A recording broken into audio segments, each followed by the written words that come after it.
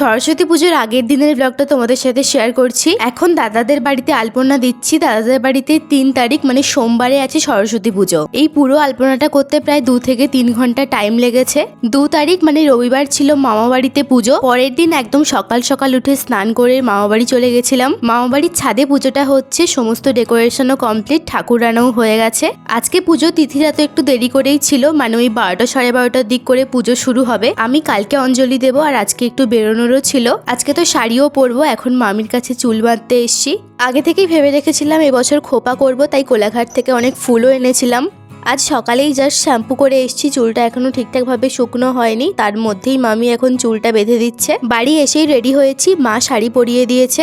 Get ready with me ভিডিওটা তোমাদের সাথে খুব তাড়াতাড়ি শেয়ার করব। ঘুরে টুরে মামা বাড়ি এসেছিলাম ঠাকুর দেখতে আর সন্ধ্যা আরতি দেখতে। রাতের দিক করে আবার দাদা বাড়িতে এসে ফুলের ডেকোরেশনটাও কমপ্লিট করে নিলাম, কারণ দাদা বাড়িতে তো কালকে সকালে পুজো আছে। এবছর সরস্বতী পুজোয় তোমরা কোন দিন অঞ্জলি দিয়েছো কমেন্ট করে জানিও।